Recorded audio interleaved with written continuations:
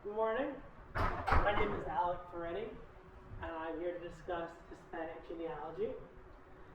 I've been doing professional genealogy for about 10 years now, and I am a genealogist with the Wells Fargo Family and Business History Center. We do genealogy for rich people.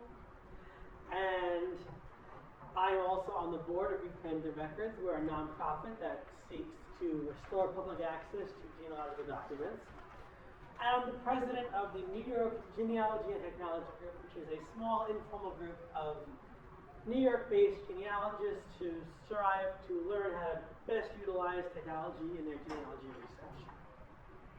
I actually got my master's in library science last week, and I'll be getting my second master's in archival sciences in about 2 months after I finish my thesis, which will be fun to write. Anyway, we're here to discuss Hispanic genealogy. Hispanic genealogy is a very broad term because it covers multiple continents and multiple countries. And we're going to cover it in an hour and a half. So we have to go a bit quickly, and I will talk quite fast. However, I want to quickly discuss some basic terminology and how we often misuse that terminology in New York. So Hispanic means relating to Spain or Spanish-speaking countries. It's primarily used to refer to those in Latin America. However, the Philippines speak Spanish and Spain speaks Spanish, and there are other places that speak Spanish as well that aren't technically Hispanic. The term Latino specifically refers to people from Latin America and does not include Spain or Portugal, but does include places like Brazil that speaks Portuguese and not Spanish. Now in New York, we have a fun little habit of just using the word Spanish to refer to everything. I had Spanish food. My neighbor is Spanish. I am going to see a Spanish movie. Everything is Spanish. And that is, I think, just a dialect thing. I don't think there's any racist intention there, but just for whatever reason, linguistically, we say the word Spanish. And even my grandmother, who is from Puerto Rico, often will refer to herself as Spanish. People just say, oh, I love Spanish food, which is referring to Puerto Rican food that her mother would make as a child. So we just say Spanish. And I think they generally means a combination of Hispanic and Latino. So for the purposes of this lecture, I'm really looking at the Spanish-speaking countries in Latin America, which were all colonized by Spain and have a largely similar way of keeping records.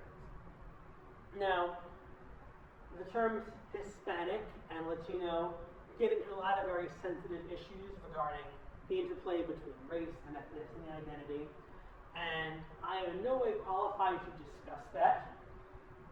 Fortunately, for the purposes of this lecture, we can kind of let that go by the wayside. It's a very important conversation to have. However, in an hour and a half, we cannot do that, nor, as I said, am I qualified to do that. But we will be researching people that were colonized by the Spanish Empire, and we'll leave it at that. So, in the U.S., we've had an explosion of Latin American immigrants in the past 50 years. In 1960, there were less than 1 million Latin American immigrants, whereas in 2020, there's about 20 million. This reflects a growing trend in immigrant population growth in the U.S. Sure enough, we had immigration up until 1925 when we passed the Immigration Acts that set quotas. Sure enough, that reduced immigration until the 50s, 60s when we got rid of the quotas and immigration began to increase yet again when they came. So now the main type of record we have is a vital record. Their births, your marriages, your deaths. I'm going to move through this a little bit quickly. I should say, if people want to take pictures, feel free. I think we're putting this on the website as well eventually, but there's a lot of different dates I throw out about where to get records in the New York area. If people want to take pictures, that's totally fine, if anything. So in the U.S., vital records are held at the state level. Now, there is no federal registry of vital records. Most countries are like that. At least most larger countries are like that.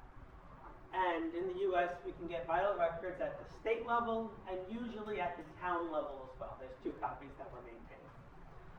New York City operates as its own jurisdiction. They're very there's actually 57 different vital records keeping entities in this country, the 50 states, the territories, and New York City. So if you're ever going to get a record, you have to get it from one of those entities. It's a very loaded political issue right now. I'm going to leave it at that. There's often lots of issues about getting access to records, but we don't have time to go into that right now. I will be doing a talk next week at Bethpage Library, if I can advertise that library too, discussing records access issues in the New York area in much bigger depth. So every state has vastly different policies about getting access to these records, and especially more recent records. So, assuming most of us do have family that were here in the 20th century in the New York area, I'm just going to go through briefly how getting records in New York and the surrounding states work for vital records. So in New York City, the older birth certificates for these years, early 20th century, are all public records. They're at the municipal archives in New York City. So if your family was born, married, or died in these years, their death certificate is public record. Now, Family Search has actually microfilmed these and put them online. So you have to go to a family history center, which I should backtrack a little bit, and say that Family Search is the research arm of the Church of Jesus Christ of Latter-day Saints. And they have microfilmed and copied records from all over the world. And the majority of what we're going to be looking at for Latin American records is also through Family Search. So I'll be showing the website in depth later. But as a quick prelude, the records from the New York City Municipal Archives, these specific ones, are on Family Search. You have to go to a specific place to view them because of contractual restrictions. Namely, one of their libraries in Plainview. If you're over here, there's other ones in Terryville, I believe. There's a couple around the island. And you could also go to New York City and get them in person.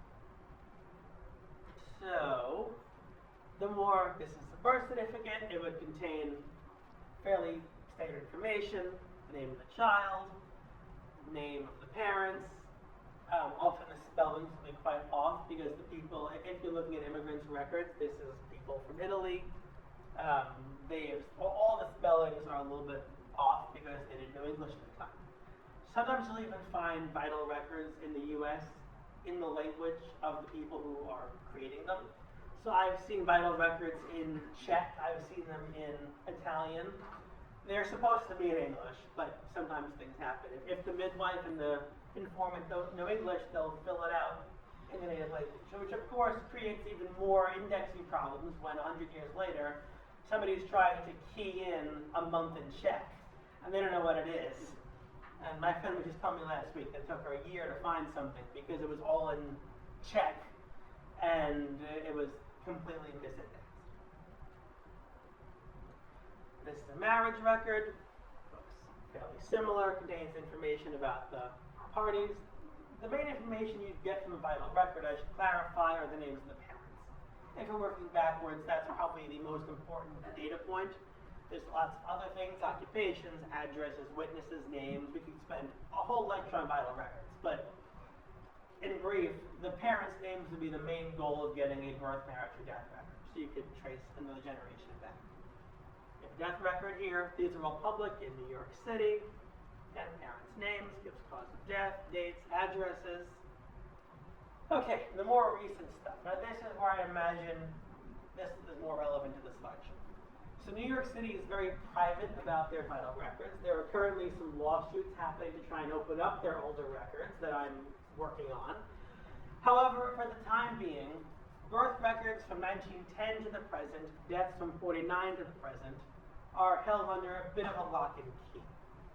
They're at the Department of Health, and they keep making stricter and stricter privacy laws, or rules, I should say.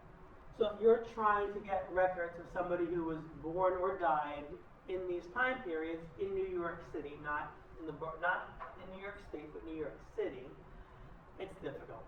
And again, I can't go into the specifics of that. It'll be all next week. It'll be talked about at length. But basically, you have to be a close relative. You're a child, a parent, a grandchild. I believe a great-grandchild, you can get some of these records. But if you're looking for great aunts and more distant relatives, it's very, very hard to get some of these documents. And they want proofs of death. They need certified copies of death records to release other birth records. It's a very cumbersome process. Their website explains it all. But if you're trying to find vital records from this time period, just be prepared that it's a bit of a lengthy and time-consuming process. And sometimes they're very stubborn. I have situations where people are trying to get their own birth records, and their birth name might have been Jose, but they go by Joseph now. And the Department of Health won't release the record to them because they're saying, well, we don't know if you're really Jose. Obviously, Jose is Joseph in Spanish, and often people do this. Italians do, Madalena becomes Madeline. It's incredibly common, especially people that are born in the early to mid 20th century who might still be alive. However, the city is being so obtuse, they will not release the records to these people until they go to court and change their name and get all this documentation. So it's being dealt with. We're trying to strike down some of these rules, but for the time being, it's a bit difficult. We have an example of a birth record. So my grandfather, Giovanni Ferretti, went by John his whole life. Giovanni is John in Italian. This is not surprising to anybody who knows how names work. However, the city might have an issue with this. They actually gave it to me, but sometimes they have problems. We have death record, looks about the same. Gonna go to too much depth. Okay, marriage records in New York City, 1908 to 1949. The licenses are held by municipal archives. They're not digitized. They're only available downtown. I'd imagine this is a little bit earlier than most Hispanic genealogy. However, my Puerto Rican great-grandmother was married in this time span in New York, so her records are here. This might even be the next page. So I do want to touch on it. So if you're looking for marriage licenses for this time period, for New York City, you have to go down to Municipal Archives, 31 Chambers Street, downtown Manhattan, or order them by mail. The later ones are held by the city clerks. 1950 to the present are held at the city clerk's office a few blocks away. They're made public after 50 years, so you have to go there and request them. You have to wait an hour, they'll get it for you. Anything from 69 to the present is not public. You have to, again, go through some hoops to get it. Now you're saying New York City, is that Manhattan only? No, all of New York City. Staten Island, Bronx, etc. If there are some New York City boroughs pre-1898 that are held in different places, but the amount of, again, we're getting a little bit out of scope.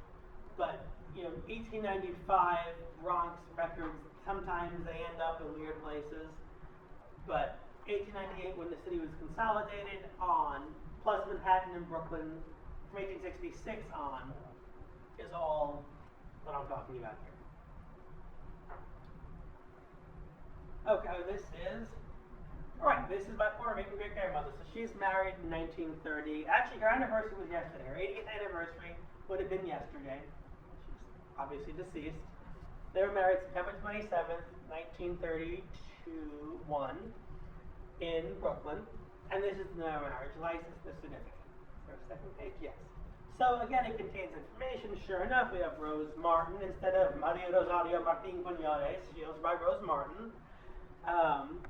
She lists her place of birth as San Juan, Puerto Rico. That's not true. She was born on the other side of the island.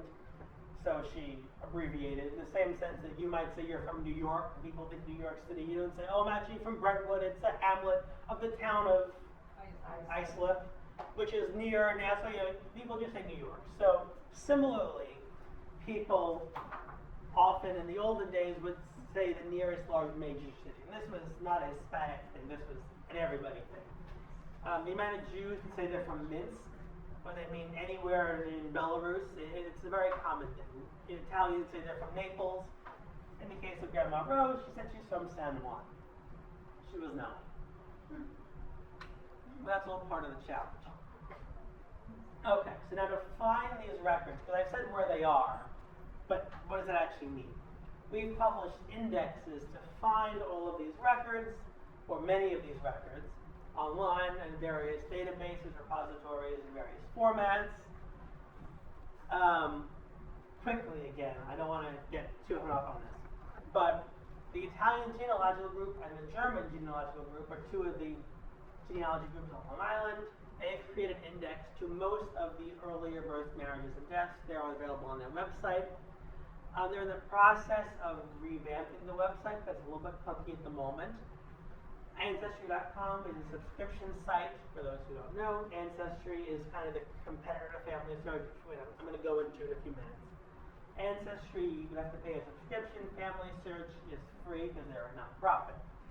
They have different databases. They have some same databases. I'll clarify that later. So Ancestry has those indexes as well as an index to the marriage licenses through they actually updated it a couple of weeks ago, until 2018 now. So if you're looking for these records, there's various different places. Again, feel free to take pictures if anybody wants. Family Search has these indexes, but they're on restricted films, so you have to go to Family History Centers. But if you want to see the original books that were made in the 30s, which they actually had WPA workers make these typed up books of all the different records alphabetically, which were then OCR by the more recent groups, you can see the originals at the Family History Center. Okay, then other births and deaths, again, this is only New York City. Ancestry has scans. They're in very, very bad quality microfilm of these births. Now, again, we're talking in a more relevant time frame. So births through 65, death through 65. In New York City, if you're trying to find evidence that it happened, the best place to go is Ancestry. I believe these are on Family Search as well, on a restricted film, so you have to go to a Family History Center. I should say, if anybody is interested, Susan's a volunteer at the Plainview one, so feel free to talk to her about how that works. There's also, there used to be these book indexes at the New York Public Library that went to the 80s, which were recently removed, probably illegally. Again, we'll talk about that next week. And then there's also nycmarriageindex.org, which has marriages from 1950 to the present, or through 2016. And this original book index is an archive.org, but suffice it to say, there's a lot of different ways to get to these records. I really don't want to go into too much depth because there's so much to cover here, but I just wanted to kind of get the point across that finding New York City records is a little bit difficult, and there's a lot of different sources. Let's see. Yeah, and I will add that there were from 1908 to the 70s, they kept original book indexes for marriage licenses, which we've scanned and put them online on archive.org. If anybody truly needed more information, feel free to email me. I could even send out some of these slides, but there's just too much it could be a whole lecture in itself. Okay, New York State is separate from New York City. So if we're looking for records from Long Island, for example, this would apply here. So birth records, the state will release after 75 years if the person is deceased. So if you're trying to find your grandmother's birth certificate, she was born, let's say, in Islip, you can order it one of two ways. You can go to the town of Islip, which I'll cover in a second, or through Albany. So marriage records are publicly after 50 years, death records also after 50 years. You do have to swear that the people are deceased on a form. The state does not require proof of death. However, legally, you do have to affirm they're deceased. Now, there are indexes online. These are on archive.org or on Ancestry.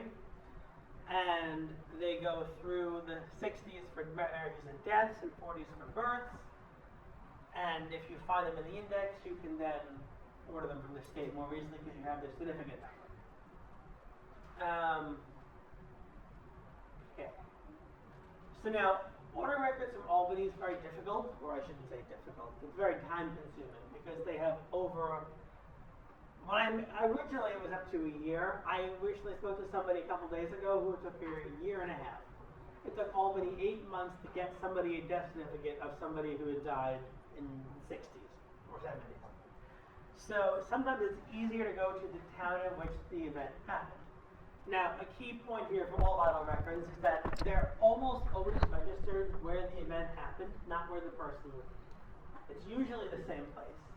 But if you live in Islip and you died in a hospital in Nassau County in the town of Hempstead, your death will be on file at the town of Hempstead. And then it goes to Albany. So if you order it from Albany, they could search everything. But if so-and-so did not necessarily die in the town they lived in, if you order it from the town they lived in, they're not going to find it for you. In New York State, genealogical copies for death records or marriages or births, whatever, all cost $22. And the other issue is that the towns are sometimes reluctant. So this is a copy from Albany of somebody who died in Iceland in Great River. It's my aunt. And it took a while from Albany. If I were to order this from the town of Iceland, they may have some issues. The local clerks all respond differently to requests. So if you're trying to get a record quickly, I would normally say the best way to do it is by talking to the local clerks. However, your results will vary. I actually went and read the rules that were published by the state about how access works, and they're very unclear. So some towns will say, well, yes, we'll give you your grandmother's death record, but it will require, they want your mother's birth certificate to prove that your mother was your grandmother's child. They want your birth certificate to prove that you're the child of your mother. They want a notarized statement saying that you're not going to dispute. They can ask whatever they want. And the state doesn't do any of that, but they take a year and a half. And some refuse to do genealogy requests at all. I've had some clerks say, I don't have time to do this, sorry, go to the state, wait 9 months. No, it's not my problem. Now, if we read 10 CCR NY 35.5, it specifies the regulations for how to release these records. And it is very unclear. So it says that the law with the state about vital records says that there will be regulations that will be passed by the Department of Health that will discuss how access works. So that's they made the regulations. And it says, I'm paraphrasing, that information from the birth for genealogy may be provided. So read literally, that means that Albany or the clerks, whoever you're asking, they may be nice if they feel like it, and if they happen to have time in their very busy days, they could give you the records. Now, we could get into a whole debate if that was intentional or not, but the point is, the law does give some leeway to making municipalities not give you the records you want. So if you need your grandmother's death record from Iceland, it may be a problem. Yeah. And then, of course, it says information may be released subject to the following limitations. So other places might give you more limitations. So getting these very recent records is often difficult. The traditional English genealogy who come here in 1700, they don't have these privacy problems because they don't need to research this recently. But more recent immigrants do have a lot of these issues because the records that we're looking for in this country are much more recent and subject to many more privacy laws. We get the point. So yeah, it's difficult. Okay, I'm going to quickly go through New Jersey, Connecticut. So New Jersey Archives has records, and they're only available there through 1918. You can order those online, and they'll ship it to you in a couple of days. No, go back. Sure. So, again, this is a bit earlier, but I wanted to include a quick slide. More recent records do exist in Trenton. They were given as a courtesy by the Department of Health. So if you're looking for a New Jersey vital record of birth, marriage, or death through these years, you could have somebody, you could pull it in person in Trenton. Because the archives are not the official owner of the records, they cannot have their staff pull them for you. But there's people you could hire to do it there for a couple dollars look up, or you can go in person. So if anybody has questions, feel free to ask me about this later. So if you're trying to say find, a marriage from the 40s of an immigrant in 1945 in Trenton who comes, you could get this for a couple of dollars pretty easily from the archives in Trenton. The more recent records, and there's some overlap about the Department of Health. Again, there's their own restrictions. So if you need New Jersey records, you have to go online, fill the paperwork, see who's eligible. It's always a little bit complicated. Generally speaking, as a close relative, as a parent, a child, a grandchild, you're usually okay. Finding the records online to know what they have. Again, we have Not so much for birth indexes, those don't exist. However, there are marriage and death indexes online. These are on Ancestry. And it's most of the 20th century, there are some gaps. So if you're looking for deaths in New Jersey, be careful because a lot of years don't have indexes, especially early 20th century. Later 20th century generally is pretty complete. Connecticut, records are pretty open in Connecticut, so they're all held by the Department of Health. There is no period where they're public and you can just go in person and look at the microfilm rolls, but the town will release any of them to you, or most of them to you. Birth will be made public after 100 years. Marriages and deaths are all public. So if you need to find somebody who died in Connecticut last week, you can order it from the state or the town in which they died, pay the fee, they'll give you the record.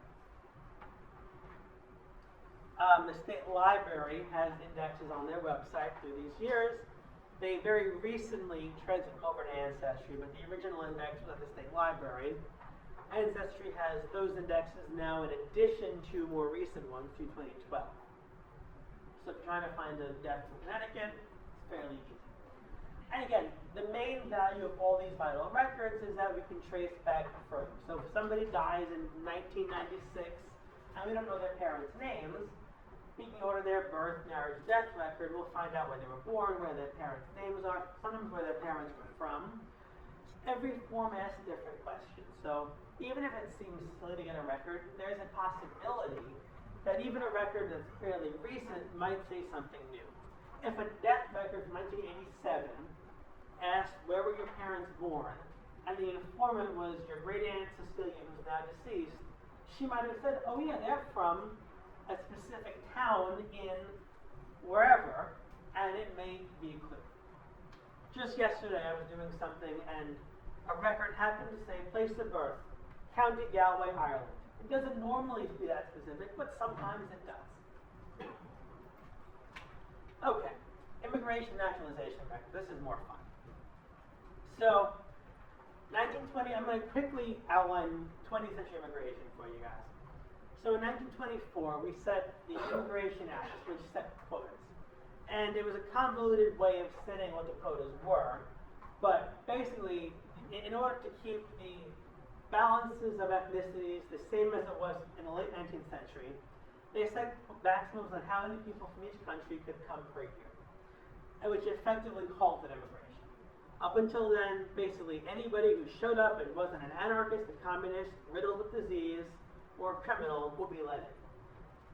After this year, it got much more complicated, which is bad for immigrants, good for record keeping. So they started having much more stringent records about who was coming in. So anybody who comes after 1924, which is the majority of Hispanic immigrants, they have far more files than people that came earlier. And they're far easier to find. Not necessarily cheaper, but easier. So, in 1965, we had the Immigration and Nationality Act, which abolished the quotas, and it changed the limits to Western Hemisphere immigrants to 120,000 per year. Then in 1990, we had another law that changed. It set the limit to 25,000 immigrants per any particular country. Can you define that? What Western Hemisphere immigrants? The Western What they Hemisphere. mean? As far as I know, it was the literal Western Hemisphere.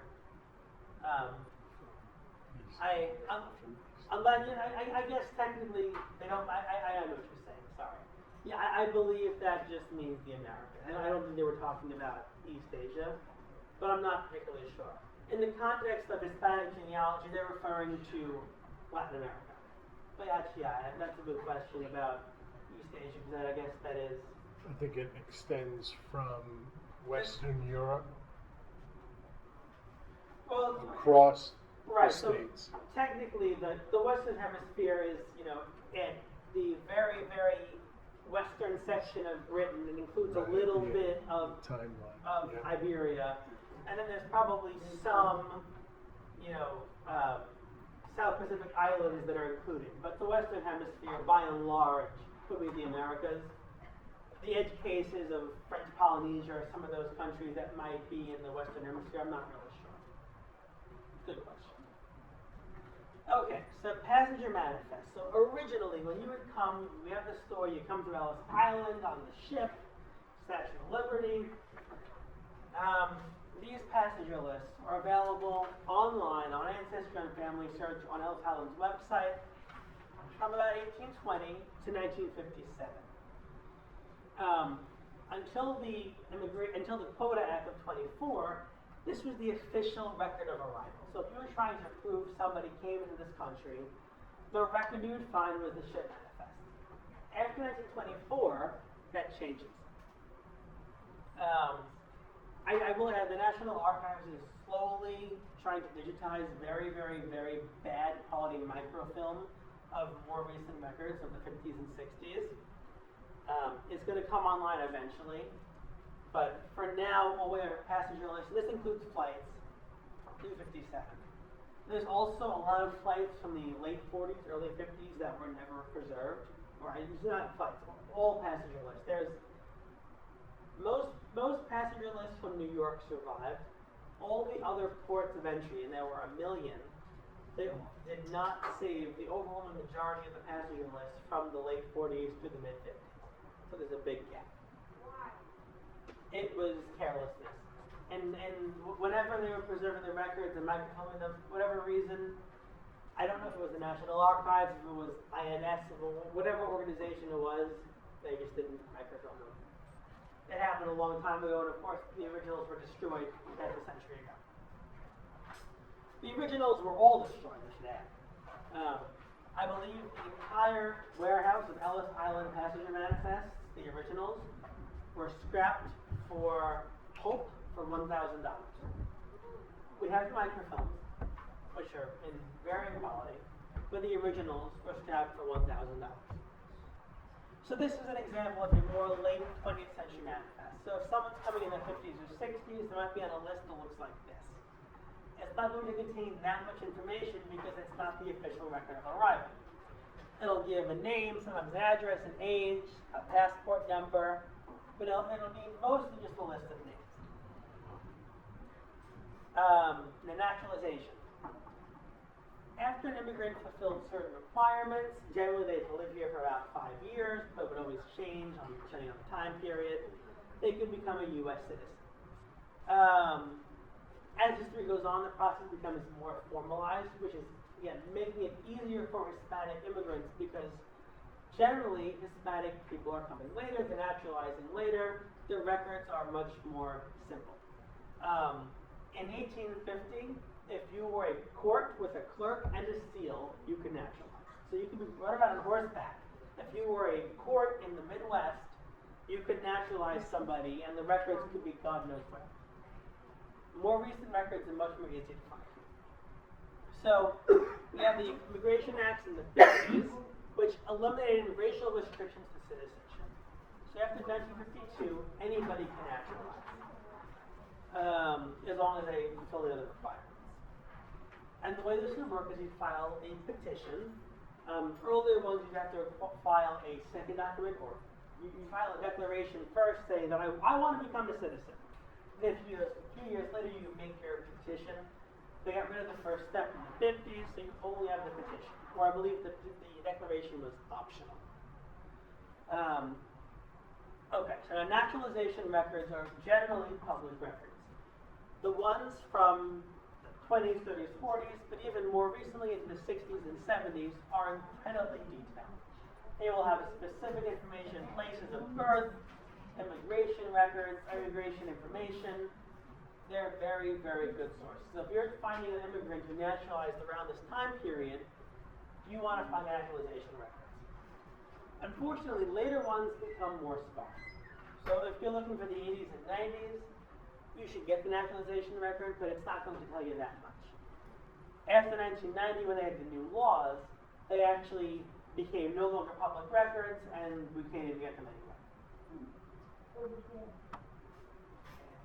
So now, for example, this is a cousin of mine who came from Mexico in the 60s. He was born in the 40s, comes in the 60s. And this is on Ancestry. It's not free because you have to pay for Ancestry, but it's a public record. You can order it from the National Archives for a small fee. You can find it on Ancestry. you go to the library, they have subscriptions, you can use it there for free. It's very accessible. So we have Samuel Prum Katz. We have his place of birth, his date of birth, very specific, Mexico City, Distrito Federal. He gives his height, his description, when he came, he flew in Western Airlines. We have information about where he's living at the time. We get some file numbers that come into play later, witnesses, people that he was friends with, or maybe already other family members had already naturalized.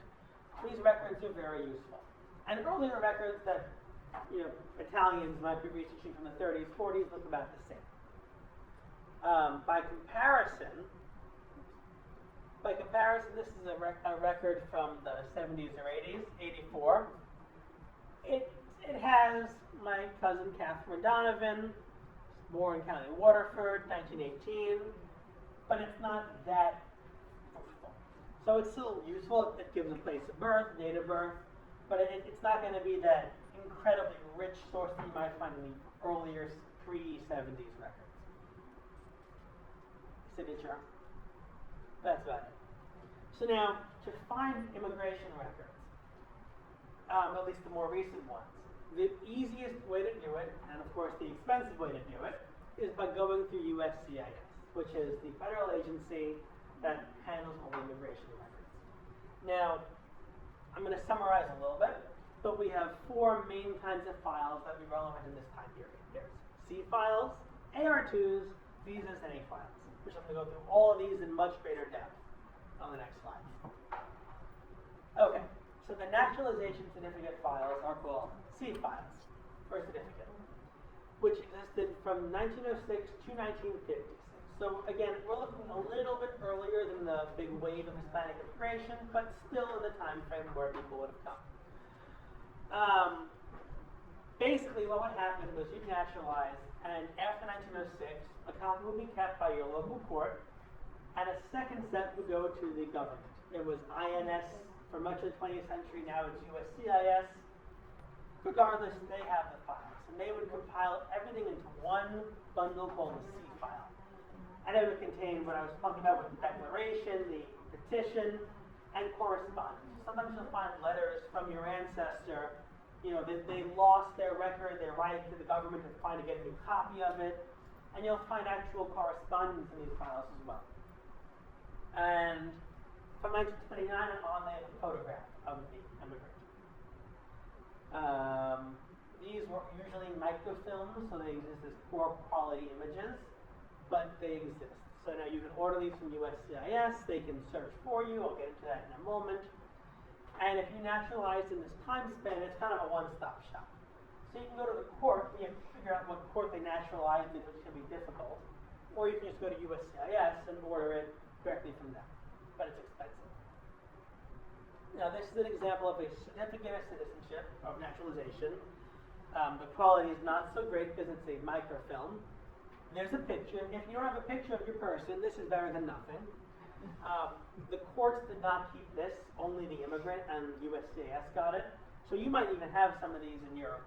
I know my grandparents have their certificates in their house somewhere. So they had one copy, which was of course not microfilm because it's paper, but then USCIS has the microfilm copy.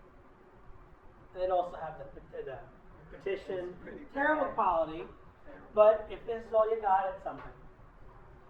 Okay, then we have AR2s. This becomes more recent. So the alien registration happened in 1940.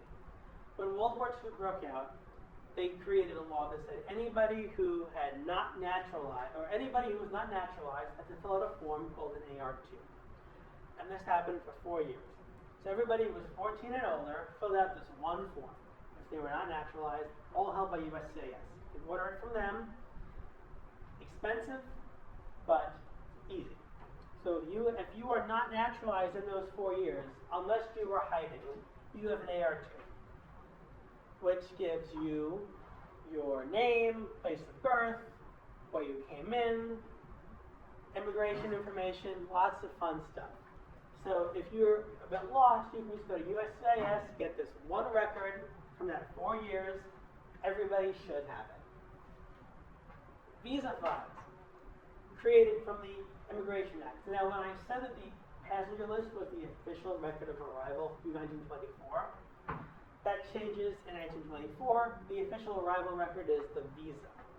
Now, unfortunately, while passenger lists are online and easy to find, the visas are not. They're only held by USCIS. So for 20 years, the visa file is the official arrival record. And they're beautiful documents, but you have to order it from USCIS. And it'll have sometimes a birth record, marriage records, at worst affidavits affirming they were born at that certain time and place. It'll have photographs, because this is the visa. Much like we might have visas today, they had visas back then. So this is from Germany, picture, signed by the vice consul, and it could be a couple pages of information. This is the application for the visa. Again, notice that it's a POTA visa because this is in the 40s. Okay, now this is the fun part. So yes? I have a question because I'm not a traveler. The most I've flown is within the United States. So going from, especially in those days, was a passport also required? Yes, or did you do a visa? I don't touch on passports in this, but it's actually a good point. So, Because I'm just thinking, people can go to an airport nowadays and with a passport get a ticket to fly to wherever they want to go, U.S. or otherwise. So we may not have records like we do something like the stock. So in the interest of time, I decided to leave out passports, because if you have a passport, you're naturalized, so you'll have all these records. However, I'll quickly say, passports exist. Passports from 1925 or 4 and earlier at the National Archives. The more recent ones are held by the State Department. So if you've applied for a passport in the last 95 years, you can file a Freedom of Information Act request to the State Department. If you want your own, they'll give you your own. If you want an ancestor, they'll release it if the person was born more than 100 years ago. So if your immigrant comes over from Mexico in 1910, naturalizes, then goes on a trip back to Mexico in 1950, you can write to the State Department, FOIA their passport. It'll take about 6 months, but it doesn't cost anything. And they will give you a copy of the passport application. It'll say the same information, where they're born, where they're going, when they're going. We'll have a nice picture of them. I just got one a couple weeks ago from my Italian ancestor who goes back to Italy in the 50s. But if people were traveling just for, let's say, vacation, It they depends. wouldn't get a visa? So I forget the Depends on year. the country. I forget the year. No, it's more complicated than that. There was a certain point in time through the 30s or so, 40s, you did not need a passport. Basically, when World War II happens, we kind of modernize everything. So post 40s, if you leave this country, you need a passport. What if, I mean, people coming to visit here? Oh, visiting. Okay, now I know your question. Because Sorry. many- Yes, I totally get you. Many immigrants also, Correct. I'm not sure about Latin American or Hispanic individuals, but a lot of people left Europe because of the oppression and Yes. killing that was going on. So if they could get on a plane, they would come here, Right. but did they need a Yes. visa then? Starting in 24, there were non-immigrant visas.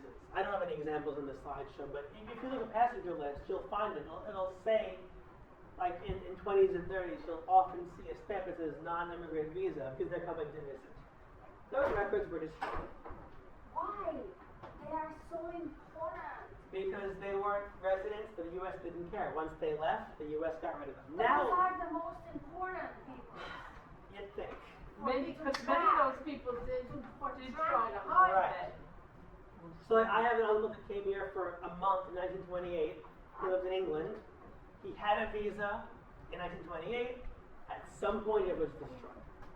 I'm not sure about more recent records, but those are so hard to get because of privacy reasons it wouldn't matter. You know, I'm sure, if somebody from Italy comes to visit today, it'll be saved for a while, but we can't get that for a very, very, very long time. So it's moot. Okay, the A file. This is really the best part of this whole talk. If there's one domestic record to get for modern post-1950s immigrants, it's your A file. Called the alien file, it's a bit of a dated term, but A file is still the term they use. Arrivals from 1944 to the present, or naturalizations from 56 to the present. These are all created into A files. And there's a bunch of different iterations of it. There were, so in this interim period, sometimes there's overlapping C files and A files or whatever.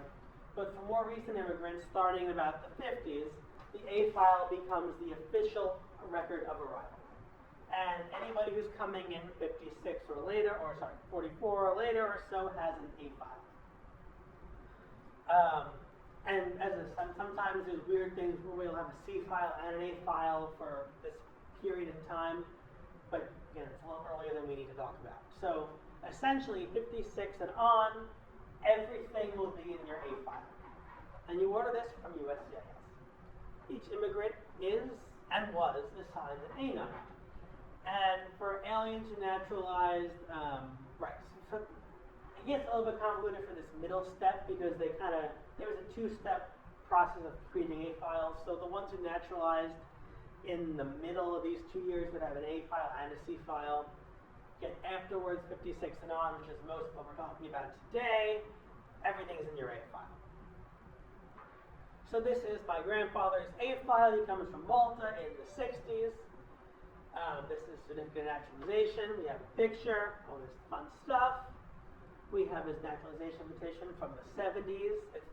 So actually, the A file is about 20 pages long, this one. He has some report from the police saying he was a good boy. His wife, I'm still waiting on, but apparently she got in trouble for playing on the swings after dusk when she was a kid. And I think there's going to be a note about that in this report, so I'm excited for that. Okay, she had questionnaires to answer. Very, very truthful information. So now, finding the record, that's what you all want to hear about. As I said, it's easy but expensive. There are two ways to order files from USCIS. There's the genealogy program and FOIA. The genealogy program is these records. So it's the AR2s, which are the alien registration files from the 40s, which are less relevant. The C files, which are less relevant. The visas, which are less relevant, but still applicable. And A files, who arrived up until May 1st, 1951. Or if your A number was less than 8 million. Again, the majority of this would not be Hispanic arrivals, but there would be some. You order this by doing an index search. So now the index, they have this theoretically comprehensive index of all their records. But the problem is, because their records could include people that came yesterday, people that came in the 30s, people that came in 1903, they can't release the index because there's privacy concerns. So you have to pay them to search their index. So for $65, you can have them search their master index and everything they have. So you pay $65. A month later, they come back to you saying, hey, we found an A file, a visa file, a C file. What do you want? And then you come back, and you can, oh, by the way, sorry, this is their index. This is an example of their index. So if they don't find something, this is why. Because it's a mess of stuff like this. These are names. In case you can't see that. This is the name, this is the first name, these are the numbers. So often they can't find what you expect them to have because they're looking at stuff like that. So what happens is they find a name in here, they come back to you and say, hey, we can give you this record. Then all of a sudden you have to pay $65 for each record as well. So if you want an A file that's done this way, it will be $130 to get it. Why do they all look like strips of paper? God only knows. It looks like they were put together. Yeah. After shredding, right? Yeah. It's not, no. This is not the whole index, but this is an example that I got from a college. Some might have been cut out Yeah. intentionally. It looks like. If I had to it looks guess, straight in the top. if I had to guess, this is me making it up, so don't quote this, but maybe they originally made it sequentially. Right. And they It's said, wait, that's alphabetic. stupid, let's alphabetize it. So we had to cut everything out and then Exactly. reorder it. I don't know. Exactly. That would be my guess. So now again, it's easy, but it's expensive. So when we get an A file, it's $130. Now, fortunately, it's But only... then if you also wanted all those other files, each one, Yep, 55 each. Now, sometimes they're consolidated, so sometimes they'll have the other information in them. It depends what they get in the years. Separate for each. Now, luckily, the more recent immigrants, it's a different system. It's through the Freedom of Information Act. Now, if your A file is bigger than 8 million, in terms meaning you came after 1956, which is the majority of Latin American arrivals, it's not the genealogy program. The records are more or less free. In theory, they're free. So, there are 50 million A files in this series, and all you have to do is file a FOIA request. So you have to, there's forms online on their website, and you just can order it online, and you say, I want the A file of whomever. Now you have to give proof of death and all that stuff, and the website's always a bit wonky, but theoretically, if a person is deceased, you can FOIA their A file. It might take you a couple of months. I got my grandfather's in a month, some take a year, and then haphazard. But you can FOIA it for a nominal fee or no fee. They will send you scans of the entire file. So, yeah, that's easy. And again, it could be, they're very haphazard, so it could be a long time. This is Ricardo Montalban. This is online. They put some celebrities online. So this is Ricardo Montalban's A file. I was going to say you're related to him? No. If only. No. So they have, and he nationalized in the 90s. So this is the certificate of naturalization, the picture, and this is like hundreds of pages long. I just took a couple because he was celebrities. There's all these trips back and forth. So there's correspondence, there's letters. This is something from a Mexican court. A files can have tons of information. John Lennon's is online, as an aside.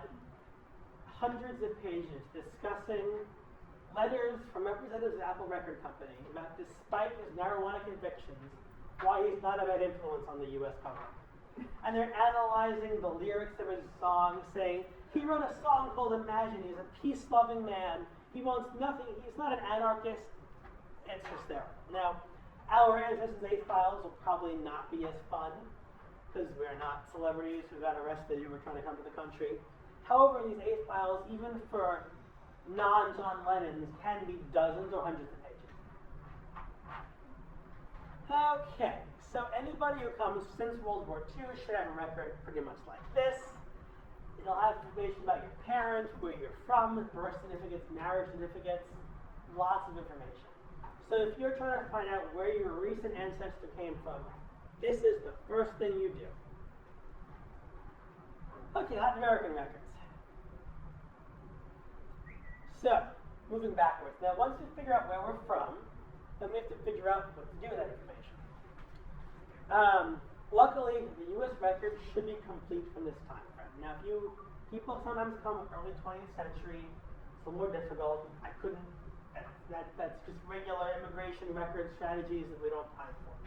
But assuming that you can get your A file or vital records or whatever, and it's easy, then you know what you're doing. And you've found your place of origin with a fairly specific town, which is rare in the genealogy world, but luckily in this time frame it's not.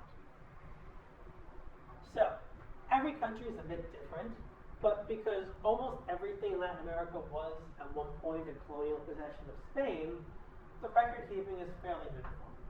So, I'm happy to answer questions if anybody has a specific one, but I'm going to go through a couple of examples, and the basic process is almost the same.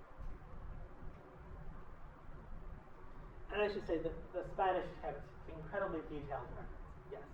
Is there a process to get records from Spain? I'm not even talking about Spain at all, ironically, because that's Europe. It's a separate region. I assumed there would be. I had to stop at some point, so we're just talking Latin America. Again, talks about Latino versus Hispanic versus Spanish. It's a little unclear. For the purposes of this lecture, I'm looking at Latin America. Now, Puerto Rico was inhabited by the Taino for thousands of years. Columbus comes in 1493. It was a Spanish colony until then. It becomes America in 1898 when the Spanish-American War happens. Every place in Latin America has a fairly similar history. It had indigenous population. Spain comes in, or through Portugal, or wherever.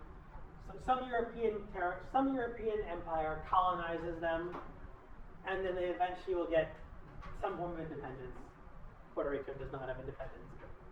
Neither here nor there. We have to cut the political discussion for now.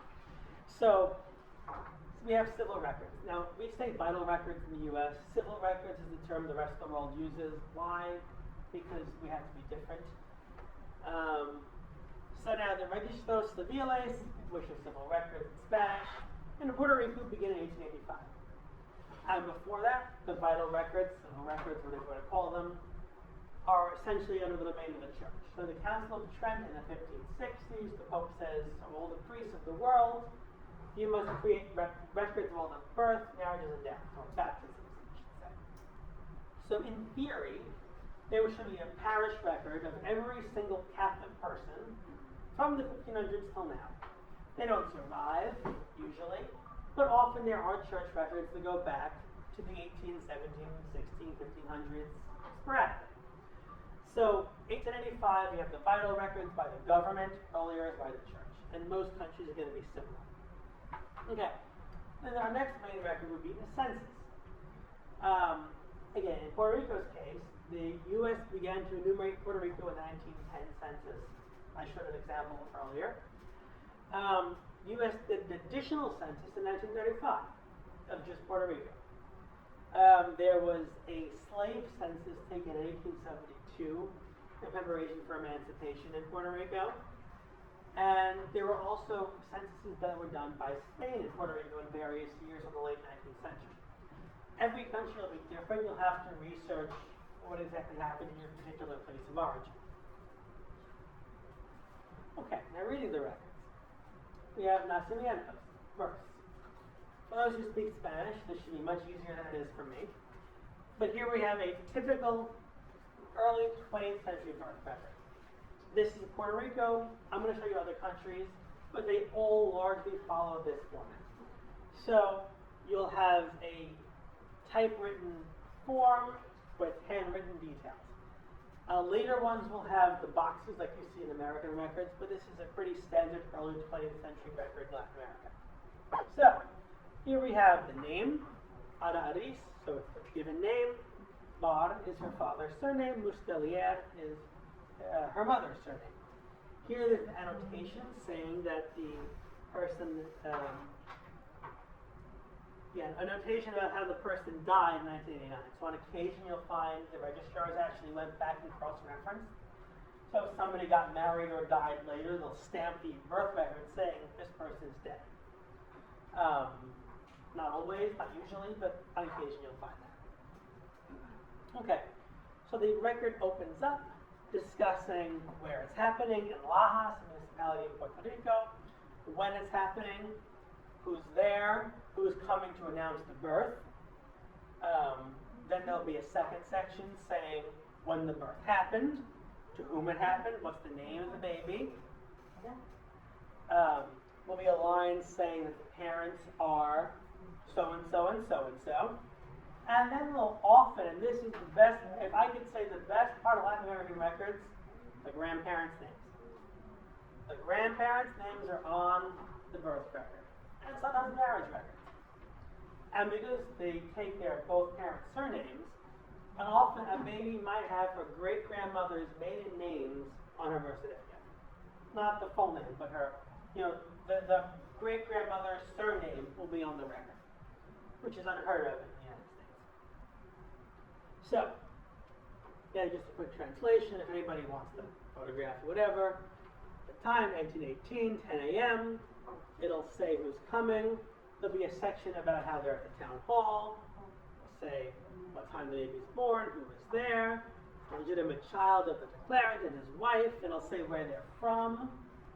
And then it'll give the grandparents' names. So Carlos, Bud, Ishilke, they're not Hispanic, but they're in Puerto Rico. And Maria Luisa Hirse Brun, both from Germany and France. So it'll be very detailed. It's saying where their grandparents are from. Sometimes it'll even say, so-and-so was from a particular part of Spain. So they're incredibly detailed records. Okay, this is an earlier birth record. It's not as bad as it looks. So, as someone who only learned Spanish in elementary school, I was able to read these when I was 16 if I just tried hard enough. So it's not that bad once you know what you're looking for. So So this would be the earlier form. So civil records are going to basically have the modern form. No. Sorry. That's the 20th century forms, and the 19th century forms about this. There's some overlap, but this is the older way they're going to be, and it'll be all handwritten narrative style records. For anybody who's researched in Europe, it's the exact same format as all Napoleonic civil registration. Different names, some words.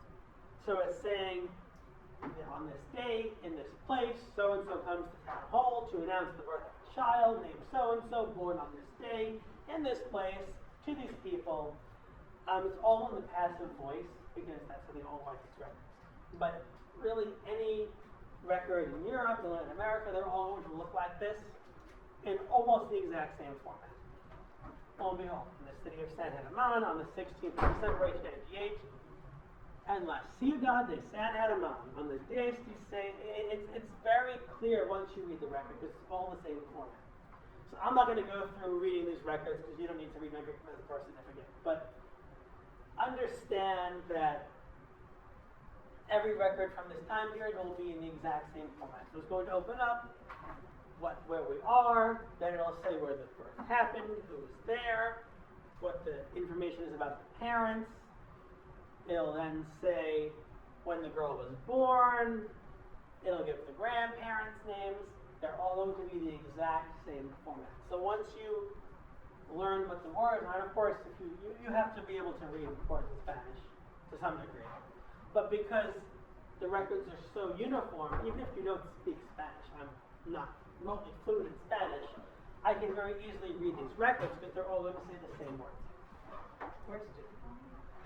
Since Puerto Rico is a commonwealth of the United States, would they keep any kind of records here in the mainland? No. I should say, there must be some records about something in Puerto Rico. In terms of what I'm talking about here, no. Okay. If you were to immigrate to Puerto Rico, you'd have your A file, and that would be an American record, I guess, in Washington. But vital records are all kept in Puerto Rico today, and they're all still in Spanish. Or at least they were until very recently. Probably still today. So the birth records have a ton of information. Okay. Marriages. I'm not going to go through translations of all these, I promise. So we have some forms like this. Later 20th century, it's not as detailed. Doesn't give parents or anything. We have records that look more like U.S. forms with the boxes, yes? Do the current ones have the grandparents' names? Current birth record, that's a good question. I don't know. No, marriage. Current, oh, no. Okay, this is a marriage record. So this is a 20th century marriage record. This is on Ancestry. Again, it has a big thing. Alec, you said all the records are in Puerto Rico. Aren't they held by NARA Vital records? in New York City? The Puerto Rican records are, Not vital records. They have, well, I believe NARA has, if you're naturalized in Puerto Rico, because that's a federal record, right. I believe naturalizations from courts in Puerto Rico are held in New York. Okay. Okay. Again, we have the old style Puerto Rican record. Yeah, we're not going to go through it all, but it's all in the same format. So it's saying how they arrived, they're here, this is their information. Deaths. Modern death record looks like a New York death record. Another one. We have the 20th century form. We have another 20th century. Old one. It's all the same. So now census records. We have, so there was an 1860 census that survived for this town. And it gives your names, ages, everything. This is on Family Search. So this got indexed, so you have to go through it page by page, and there's tens of thousands of names. So I had a very, very boring weekend, and I went through all of it, and I found people. They kept a list of school children on Family Search. They have a census in 1910, 1935 census. And these are all in Spanish, but that one's taken Ancestry, and they're easy to read because they're fairly standardized. There's like 1920, isn't there? Right, that's the regular. Right, starting in 1910, Puerto Rico has every regular census because it's officially a U.S. territory. Okay, finding the records quickly now. So you get these civil records, they're on Ancestry or Family Search. But originally, they were kept in books. And there was one book per event per year. And at the end of the year, the clerks would index the records. So they'd alphabetize a list saying, these are the 125 births in this town. We're going to alphabetize them so you go to the end of the book. You'd say, okay, where's Ballesteros? You'd find Ballesteros. Okay, it's number 16. Go back in the book and find number 16. The issue now is that we've microfilmed the records, and then we've digitized the microfilms. So we've lost the original order of how these records were done. So you just have now a list of 4,000 images, and you got to figure out where the thing is. So we want to find the index. But the issue is that clerks weren't even always diligent about indexing the records. So there could be years that have no index, years that have a bad index, years where the index is in the wrong order, years where the index is separated out. Really depends. And again, there's what. We could go to Puerto Rico and look at the books originally, or we live in our pajamas and deal with the loss of original order. Okay, so Ancestry and Family Search are the basic places to look at this stuff. And I just want to clarify one more time. Everything I'm saying right now applies in every detail to any other country in Latin America, almost, because it's all the same process of Spanish civil record keeping, vital records, church records. So I'm using Puerto Rico as a case study, but any country would work. So Ancestry is one of the main companies. You can get it for free at Family History Centers and most public libraries, I'm assuming here as well. And it's a commercial website. So they index records from all over the world. It's mostly US based, but they do have a couple of records from Latin America, namely Puerto Rico and Mexico. They have all the Puerto Rican civil records that are publicly available, indexed and available to search online, and Mexico as well. These overlap with Family Search. So you can go search an ancestry, you can type in your name. In theory, a result will come right up. As I discussed, there's lots of indexing problems because they can't read the names when they're doing this, but it's all here. And if you play around, it should be able to be found. I could do a whole talk on how to search an ancestry databases. Again, already approaching the end of our lecture, so we don't have time for that. Okay, Family Search, as I said, was the nonprofit arm of the Mormon Church. They were the ones who originally went out and got these records. So they microfilmed the records in Puerto Rico or Mexico or wherever, and now they're in the process of digitizing them as well. So often you'll have two sets of records, one on Ancestry, one on Family Search. They're often the exact same microfilms, but they have different databases and different access restrictions. So Family Search strives to put everything online available for free, but there's often contractual restraints. In the case of most Latin American records, there aren't, but there you will find something somewhere. Okay. So, as I said, these records are digitized in microfilms, and you have to go page by page. They're in the process of volunteers transcribe all the pages, but there's millions of pages of sprawly cursive, and that's very difficult. So this is the search page for Puerto Rico in Family Search. Again, you can type in a name. Now, for example, one more page. The name indexes are often incomplete, and often going by hand is sometimes the way you have to do it. A manual search takes a long time, but sometimes it's easier. Now, for example, and this is a better index than most Latin American countries have. But if we were to look here, and the quality is not so great on this projector, but here we have only year of the birth given, there's no full date. Only the mother's given here, there's no father's name. So the indexers transcribe what they could read. Sometimes the information isn't there. Often they just couldn't read it. When you go in manually, you see, oh yeah, the father's name was right there, but they just could not make it out because we're better than they are. So even if you can't find it, often it's just because, they might have, if you're looking for Florencio Martin's marriage record, they might just have his wife's surname, his given name, and a year, and nothing else because they couldn't read the rest of the record. So often, It's not gonna come up. Like right, a it might. message. Like always, it's always worth a shot. In theory, it's all indexed. So if you're looking at Puerto Rico, and it's all going to be there, like obviously before you go through books and indexes for years, I did this before it was indexed, so I found everything years before they transcribed it. And the majority of what you want will pop up pretty quickly if you just play around with some minor tweaks. But it also can be difficult. No, is that wrong? No, sorry. Well, I'm used to this. So, if you want to browse manually, you can do it either in Family Search or Ancestry, but Family Search is free. So you can go to the Browse Images at the bottom, and you'll get a list of all the municipalities. So you click on a municipality, and then you can get a list of all the different films of events. So they'll have, births, 1819 to 18 whatever. And you click on that, and before you do this, I want to do a quick just step back about the Family Search catalog, because even people who use Family Search often don't use the catalog properly. So when you go into Family Search, you have your catalog entry as opposed to the records. So on the left is the records tab. So if you want to search by name, you click records. If you want to search by a catalog entry or a record set, you go to the catalog. So my favorite thing to do is search by place. So you click the place tab, and I do a search for San Hernan, where my family's from. And you get these results. And then you can expand each of these and see what they have.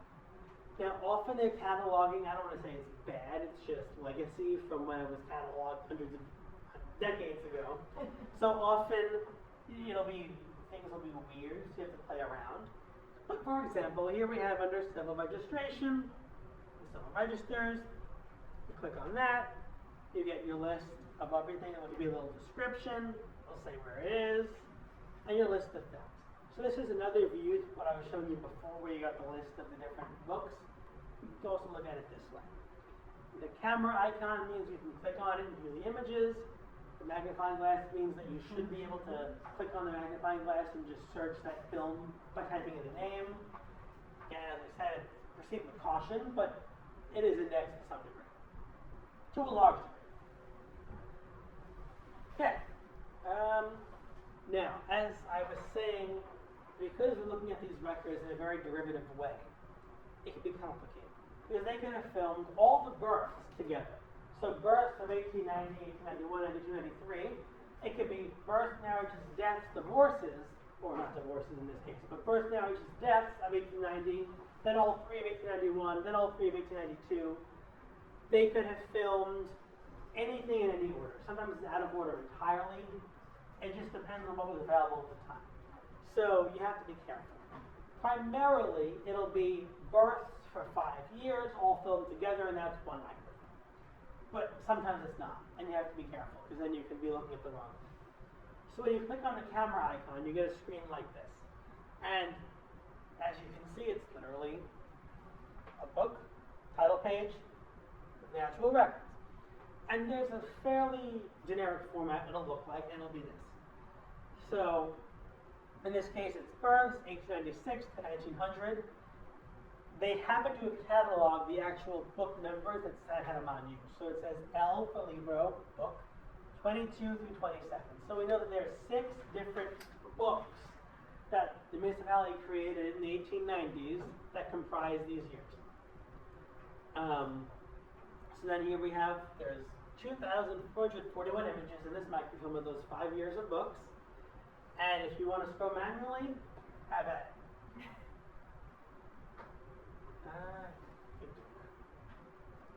Okay then, typical arrangement of a film. So this is the title page. This will be the item number if there's multiple different entries in one film. It'll say what you're looking at usually. Then you'll have the cover of the book. It'll have some information here sometimes. April 22. 22. And then if you learn to familiarize yourself with how the films are arranged, it's actually not that difficult. So in this case, you know that this is a different book. So maybe every year it's a different book. In the case of this town of Puerto Rico, it actually wasn't that easy. So there's many books for different years, but often you might have one book per year, and it's specific to each place. So as you go through the records, you'll get a better sense of what you're looking at and how to do it more quickly. But if you want to find the index, which might be at the end of every book, you can know, okay, well, it's going to be these 2 pages, because that's where the new book is. If the index is the last 2 pages, it'll be these pages. Every place will be different, so don't always say, oh, it's the end of the last 2 pages. But the indexes could be a separate volume, and you just have to start exploring. Okay. So as I said, you'll have the cover, a title page, the registrations, and your index. And the index might be at the beginning, might be at the end, it could be separated out. It depends on lots of factors, which I can't tell you. Again, quickly, I'm going to show you other records. So I showed you the census records. So Family Search doesn't have a ton of other non-civil records in Latin America, but on occasion you'll find things. So here we have municipal documents in San Germán, and I click on that, and then sure enough, there's all these different things. So there's different censuses, there's voter lists, there's tons of stuff. So the 1860 census I showed you is from here. And again, notice that there's no magnifying glass, so you're going page by page. This you have to go page by page. The other thing is you'll see the key icon, which again doesn't project too well. But there's a key icon above the camera. That means that contractually, Family Search cannot let you view these records at home. You have to go to a Family History Center, which is a library run by the Mormon Church. Go back 1 second. Items 2 of 5. Yes. So when I showed you the slide showing the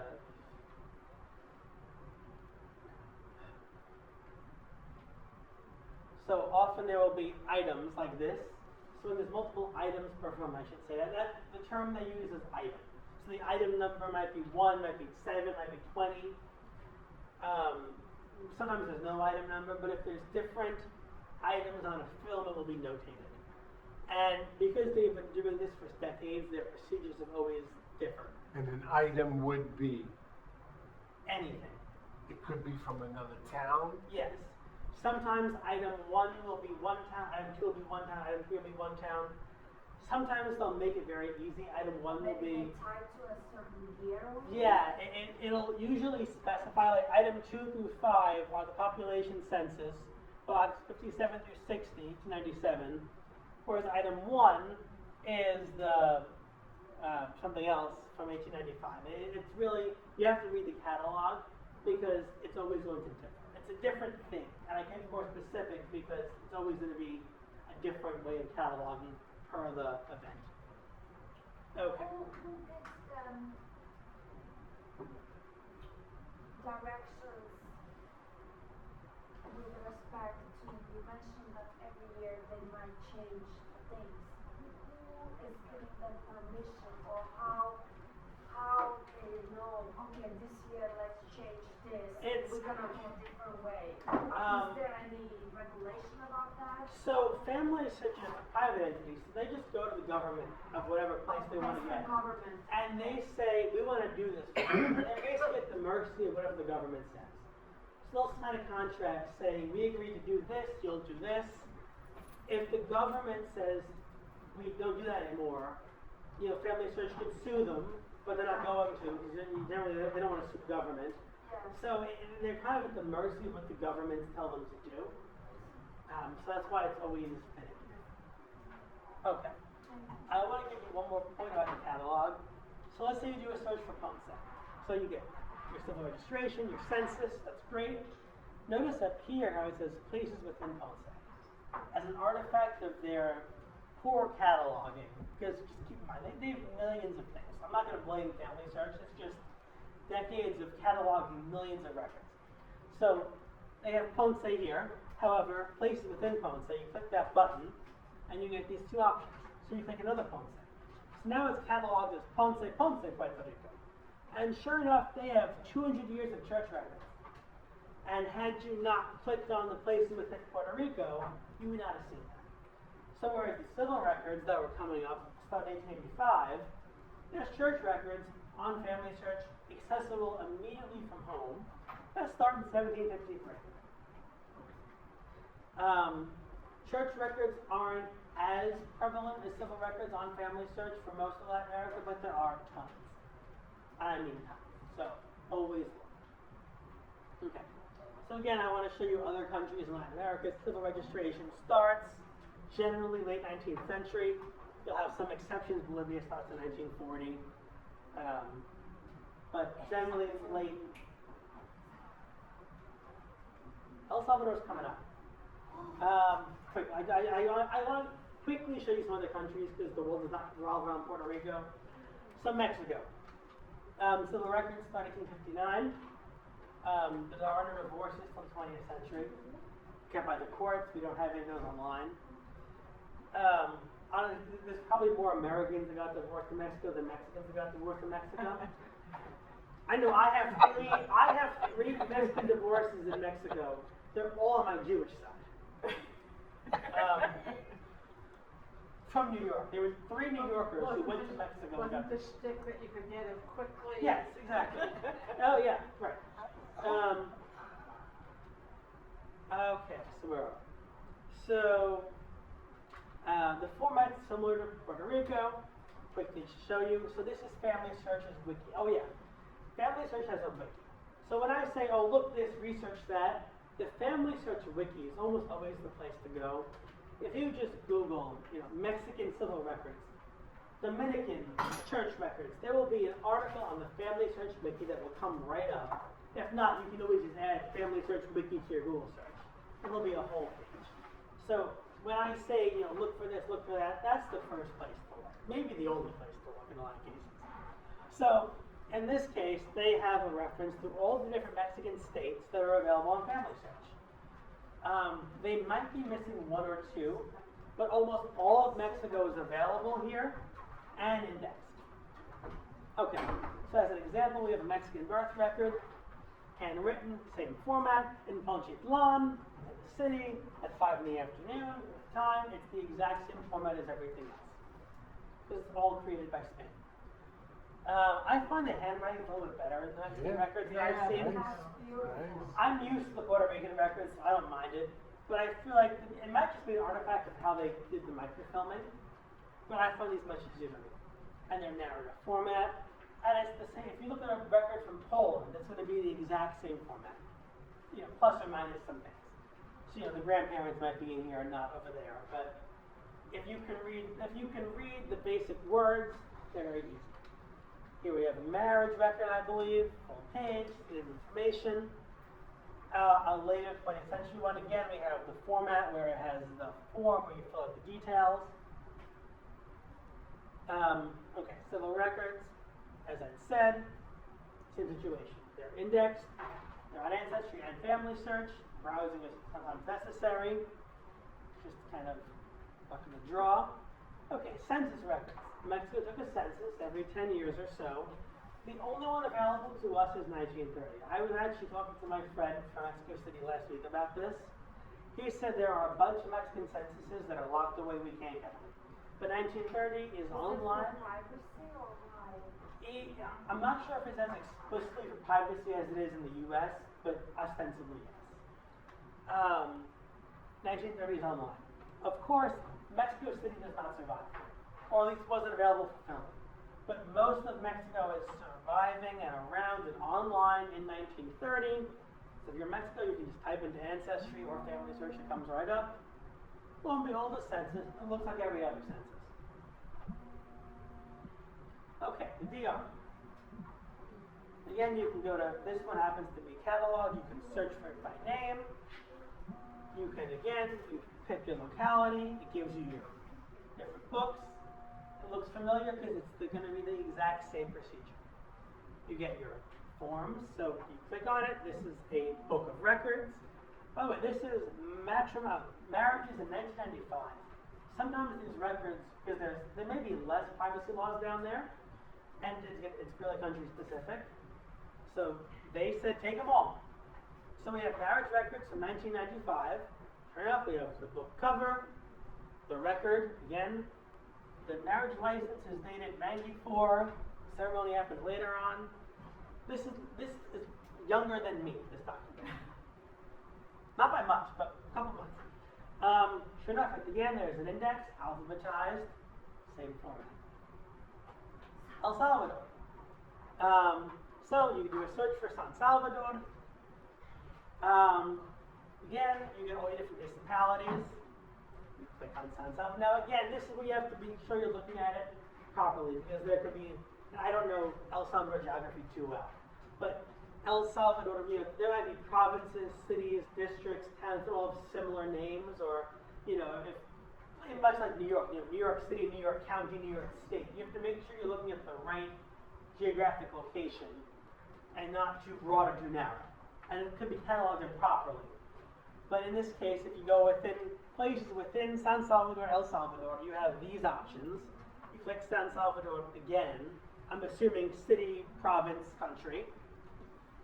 And then you have your civil registers, 1876 to 1998. Now that does not mean that every birth, marriage, and death is there until 1998, but there's something. So sure enough, we get the thing. There's 125 rolls of microfilm, so it's fairly substantial. And then you can scroll down, and you have your different options of what's around.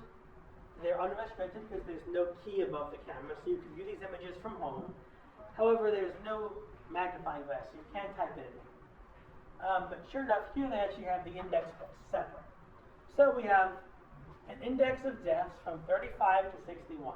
So instead of it being at the end of the book of the deaths, they have a separate volume of just the index. So I open up the film, and if you could see, it's not actual records, it's just kind of a list of names. So we have something like this, where this is deaths from 1938, and it's alphabetized, and it's typewritten, and you can just go through it. Now, all these will refer to different books, volumes, pages. It's going to differ by locality, by year, by place. So you have to kind of play around. And sometimes it's not clear. There are times I'm looking at a thing like this for any records. And this could be a naturalization record in Boston I was doing yesterday. I had a volume and a page, and it took me a while to figure out what that actually corresponded to. But with enough trial and error, you'll figure it out. And you'll be able to find this record somewhere on Family Search with that volume, with that page number, or whatever it corresponds to. This is another example. Again, there's less information. It's just alphabetized with a number. So this probably is the end of the year. So you just go to that page. And again, it could be the page, it could be the record number. I'm not going to tell you what it is because it's always going to be different. It's just a matter of trial and error. But you know that somewhere Jesus has to the 25, and somewhere in this book you'll be able to figure it out. Originally, when this was all tied together in one room, it was much easier. But because it's digitized, that's why you're losing the order. So even though it was clear 100 years ago, it's not clear to us. But it's somewhere. Okay, Colombia. Oh, that was weird. Cuba. Online resources are slim because of our embargo. So I want to just quickly bring up that if you want to do research in Cuba, you pretty much have to hire somebody in Cuba. There is essentially nothing of substance online. There will be different websites and groups. You know, somebody might have transcribed a church record book here or there, but in terms of any exhaustive resource for Cuba, you have to hire somebody on the ground. This is Colombia. Sorry, those two slides got mixed. So again, we have a Colombian birth record. Looks like everything else. More birth records. It's all going to be Napoleonic. Okay, we're almost done. We haven't noon yet? We're almost done.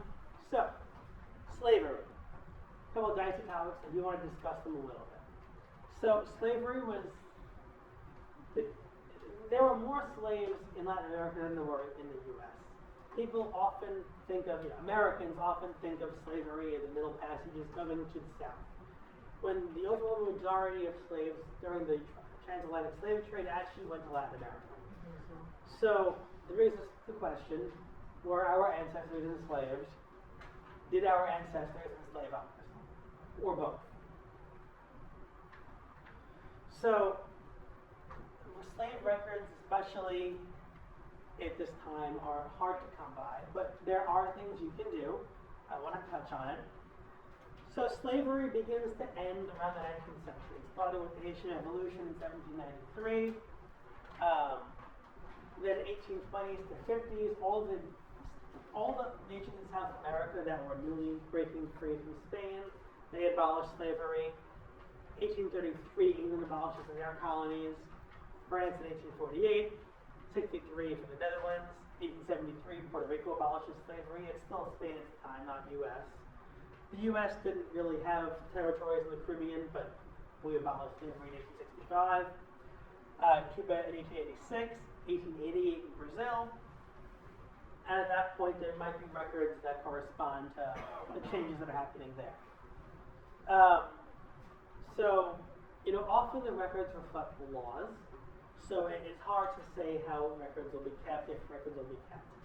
In the U.S., the best way to track enslaved people is through probate records, because as horrible as it was, they were considered the property of the owner. So if somebody died, they may will their slaves to their children. So court records do exist in Latin America. Sometimes they're online. Sometimes you can find slaves in them. It's not going to be a pretty easy process, but there is a possibility. Other times there were slave censuses. So as I mentioned before, there was a slave census taken in Puerto Rico in 1872 because the slaves were about to be emancipated the following year, and they needed to keep track. So here we have Juan Martin Piera, who owns two slaves named Jesus and Maria, and it gives a description. They're 21. It gives their race as Negro and other descriptions about them.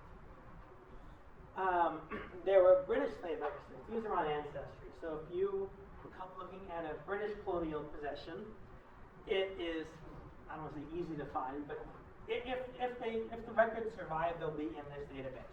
And this includes 1 million different locations. And this was created in response to the abolition of the transatlantic slave trade. Again, there was a law that happened, and now records are reflecting the laws.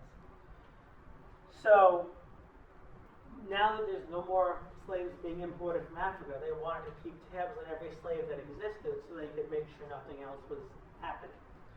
So lo and behold, we have Adelaide Basanta owning slaves, and there's a description over here. So if you are enslaved or enslaving, you may be reflected here. Now, often slaves did not have last names, which makes things difficult as well. But again, slave genealogy is, again, a very specific subset of genealogy that could be a whole lecture that I'm not qualified to give. Yes? I would imagine in most of the Hispanic countries, the slave owners were from Spain. Probably. Or at least, well, I'll get to it one second.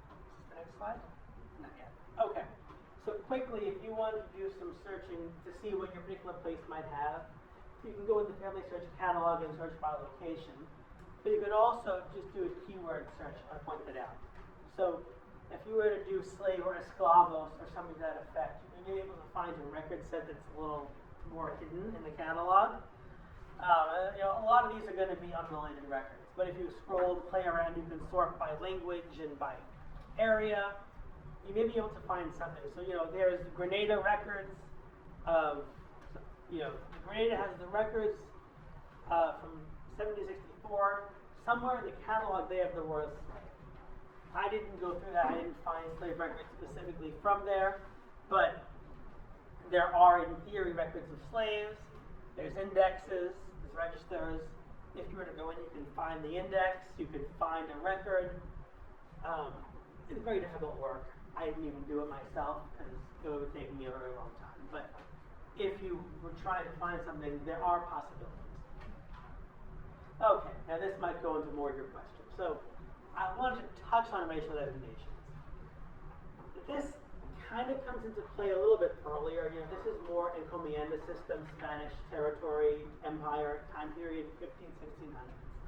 Before much of the records we're using exist, certainly before, even if the records exist, it takes a while to get there. So, the Spanish Empire had a lot of fairly fluid racial terms that they used for everybody. And often these terms kind of disappear by the 19th century. So you'll still see racial terms, obviously. But, there were sometimes dozens, and those begin to disappear as time goes on. So, again, the encomienda system sought to enrich Spain at the expense of the colony, and everybody was classified based on their race. And all these terms really, how Spanish worked. That was really what the main question was. But of course, there was really no authoritative definition, because what does it even mean, how Spanish are you? Well, how do you answer that question, let alone after 10 generations? So, for example, there were a series of paintings that were created by a Spanish painter to, determine what people of certain races looked like. And here we have, from a Spaniard and an indigenous person, mestizo was the term. And I chose to use this one because that's a term that still somewhat survives today. Or then there was, someone who's black and someone who's Spanish, someone who's African was mulatto. A term that we do not use today, but it's a term that people are familiar with. These terms still exist and often will be found in records. Often I will see mulatto used in a record, even in America. Right. These were the whole list. So, if you were black and Indian, it was China Kambua.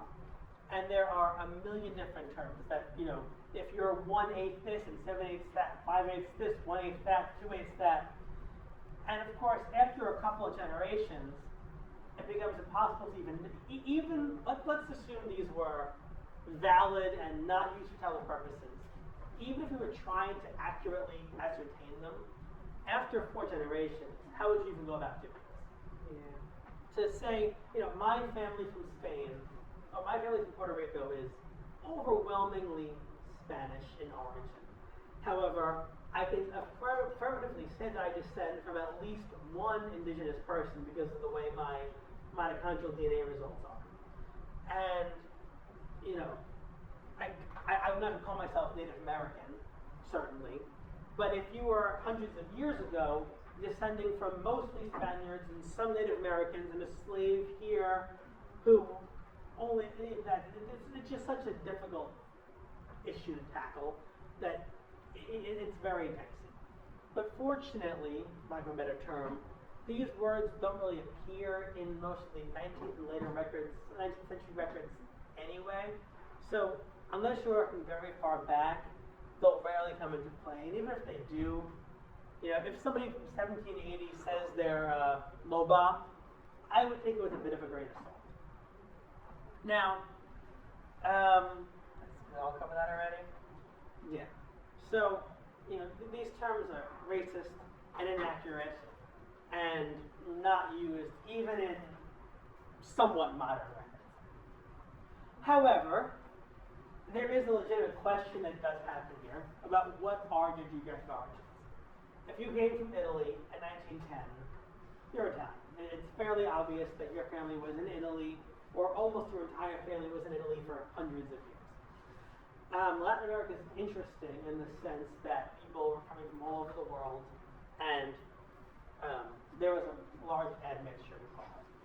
Whereas in the U.S., people were fairly, self-contained in their enclaves. Until the 20th century, people who are living in Latin America can be a combination of a lot of different continental origins. Which brings me to my very end of the presentation, a quick touch on DNA testing. So Europeans often take DNA tests with the intention of learning about their ancestral origins. And they're often disappointed because, their mother's German, their father's Irish, and they get the results, and what does it say? But you're half German and half Irish, and they already knew that. And they spent $100 and they learned that they're what they thought they were the whole time. This is my friend Harris. He paid for a test, and this is what he learned. He knew this already. I knew this already. Everybody who knew him knew this already.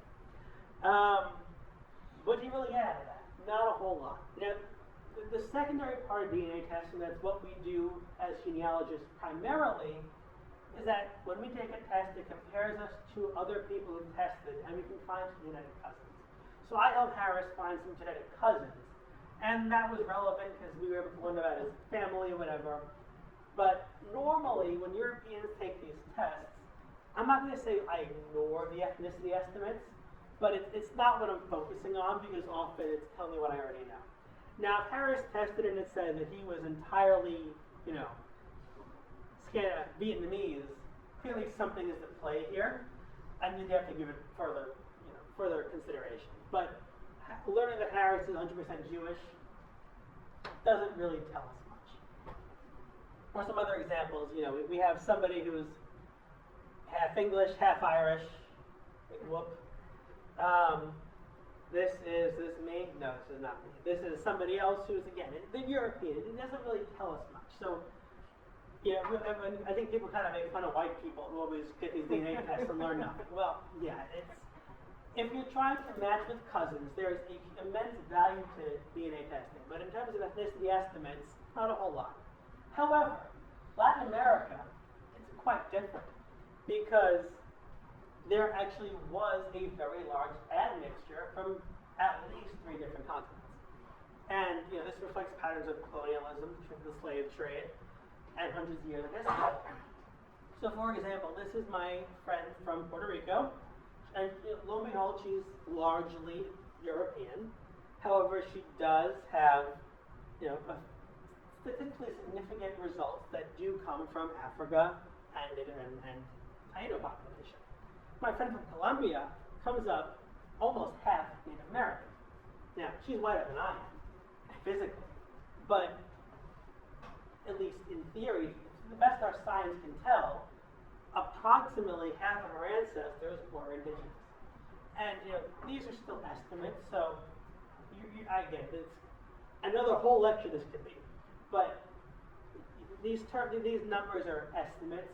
However, when you come up 40% Native American and you're from Colombia, clearly you had a lot of indigenous ancestry. Is it 40%, 60%? What does it even mean? Again, very loaded terminology, but just suffice it to say she has indigenous ancestry to a significant portion. So, another quick thing I wanted to mention, testing companies have different things they test, and the results could vary. So whereas she comes up about 40% Native American on Ancestry, MyHeritage gives a 57. So, as the science gets better, we'll get better and better, more accurate results. Even in the past 5 years, they've gotten so much more accurate. But they're always changing and will always be more and more refined.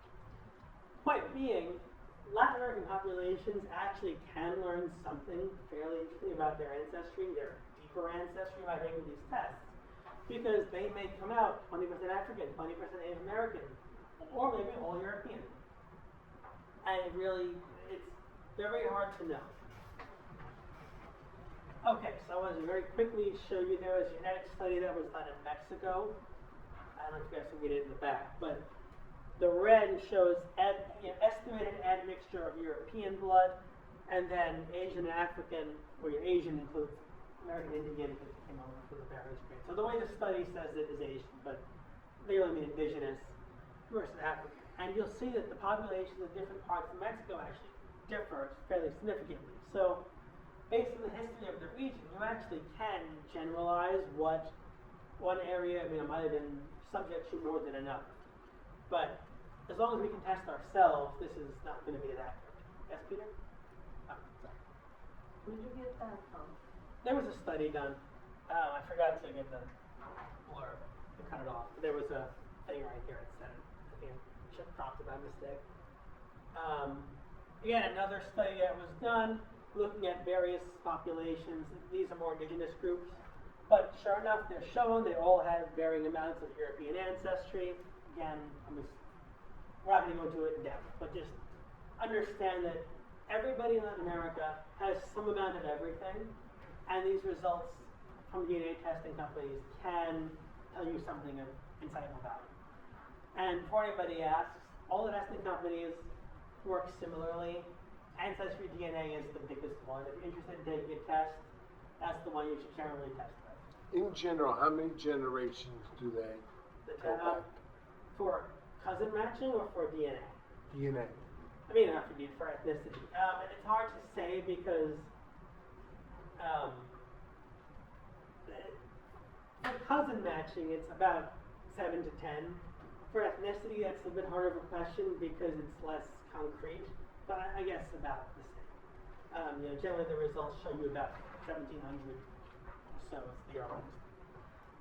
Okay, so again, Latin America is way too broad to cover in an hour. I wish I could have focused on lots of stuff. But fortunately, I hate to put the word fortunately and colonialism in the same sentence, but fortunately because of colonialism, the records are all very similar because they were all done by the same entity. So, in terms of researching in one country or another, the procedure will be more or less the same. You go to family search, you find the civil records, they may be indexed, they may be on Ancestry. If the records aren't on family search, which in many countries that's the case, there's not a lot of other resources online. Always research, I mean, I'm not the be-all end-all of Hispanic knowledge, so there may certainly be a database somewhere of some country that's not a family search that's somewhere else. So you have to look into your very specific locality. But generally, family search has a ton of records from a lot of places. And by using the American records first, we can trace back to Latin America, and then trace back in Latin America, sometimes hundreds of years.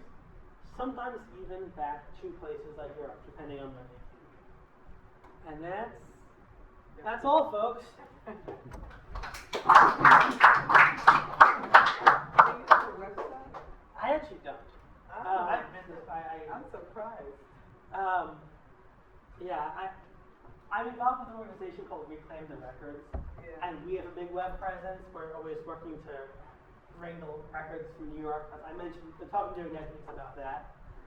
I don't have a personal website.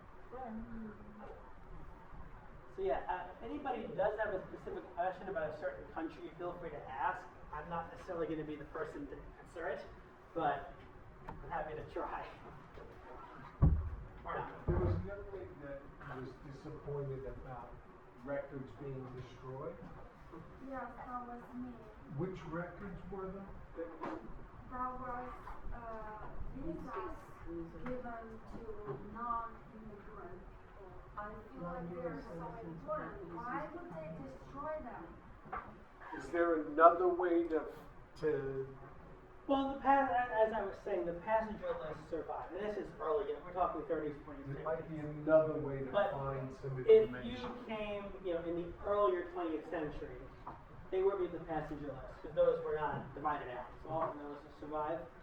I don't know at what point they started keeping non-resident visas. And as I was saying, I'd imagine the point they started keeping them is the point at which they couldn't get them anyway for national security reasons. Yeah. So, if I wanted, my cousin's visa from the 70s, I guess if it was surviving, if they kept it and he was deceased and I could give proof of death, they may release that, but I'm not sure what year they started keeping it. Hopefully it's just because I covered everything and not because it was a bad presentation. I guess we're good.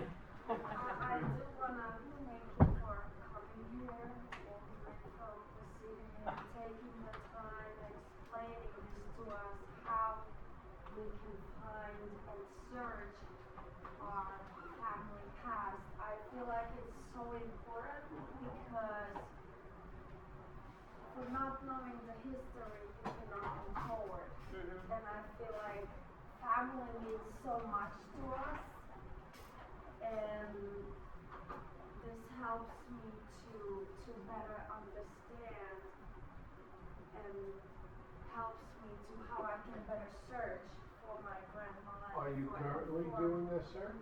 Yeah, I tried, but it's very difficult, and you mentioned a couple of hints that make so much more sense right now to me, and Are you I using do wanna thank those? you for My pleasure. I wish sharing all this information. I wish I had a whole day, because clearly I kind of had to you could do this, you could do that. I can't just go into every single step of the way because there's too much. Yes? On the 16th, you're coming back. Yes. Okay, maybe you should mention that to her. Oh, So- when you will be so back, that's what I wanted to know. I'm going to talk to Peter a little bit about this. I'm doing largely the same presentation. I think we were going to gear it more towards younger an audience. And I think in consultation with you, we can discuss what we want to change, what you're expected to get. In theory, I'd be giving the same presentation, unless we agree that I should add more stuff, be more basic, cut stuff out. On the 16th? Yeah, so we can discuss. I feel like we covered so much, even I wasn't expecting this at all, so this totally exceeded all my Fabulous, expectations. I'm glad to hear that. Thank you. Because I kind of have to like jump around. Webpage? What? What are you doing in the I'm speaking about records access mostly in New York, but certainly all domestically next Saturday. I'm doing Italian case studies the weekend after that in Bethpage for the Italian group. And I'm doing intro Italian in the library on the 26th. busy month. Yeah, like I could do a whole lecture on, I've done a whole lecture on records access in New York. I've done a whole lecture on, using family search. So this kind of combined everything into one slightly longer than usual lecture. But I tried to just cover enough that you could kind of fumble along yourselves. But I'm sorry that I can't do more. No, you gave us a lot. Yes, Thank thank you. Thank you. Got it. I have that. I actually forgot it was there. I do want to do